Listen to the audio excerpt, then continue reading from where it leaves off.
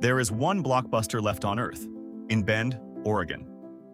This is the story of how the biggest video rental empire in history had two separate chances to survive, and killed both of them itself. By the late 1990s, Blockbuster had over 9,000 stores worldwide.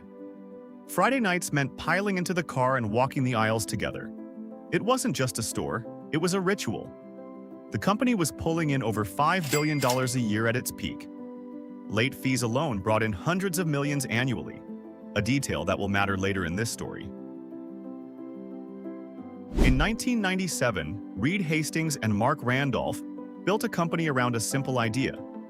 No stores, no late fees. DVDs mailed directly to your door for one flat monthly price. They called it Netflix.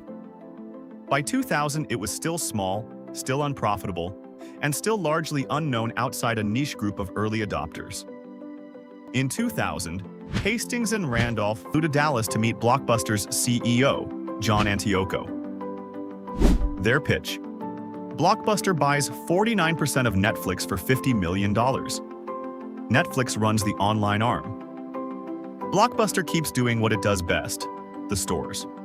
I find this part almost hard to watch, honestly. Antioco and his team reportedly laughed at the offer. Netflix at the time was just a mail-order DVD business, something Blockbuster genuinely believed it could build itself without paying for it. Here's the part most people leave out of this story. In 2004, Blockbuster actually built its own version of Netflix, a DVD by mail service called Total Access. What made it powerful was a feature Netflix could never copy. Members could return their mailed DVD to any physical Blockbuster store and walk out with a new movie immediately, free. By mid-2007, this pulled in 600,000 new subscribers in a single quarter, reaching 3.6 million total, and it was actually starting to slow Netflix's growth. Netflix's own leadership later admitted this was the closest they ever came to losing the war. Blockbuster finally had the right idea. Then, in 2007, a bitter dispute over CEO pay between Antioco and investor Carl Icahn ended with Antioco forced out of the company entirely. His replacement, Jim Keyes, came from running 7-Eleven. He looked at Total Access, the program actually working against Netflix, and saw only its costs. Keyes cut the marketing budget for Total Access and shifted focus back to physical stores.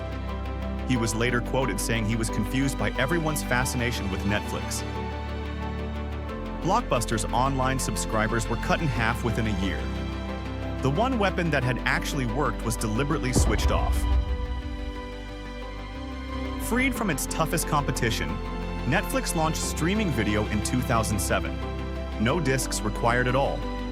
The entire foundation Blockbuster's business was built on, physical visits, mailed discs, late fees, became irrelevant almost overnight. In 2010, Blockbuster filed for bankruptcy under more than $1 billion in debt. By 2013, the remaining corporate-owned stores were closed for good.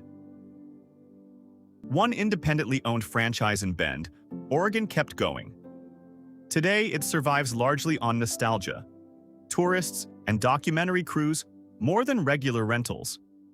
Netflix is now worth roughly $280 billion. Blockbuster didn't just miss one chance to survive.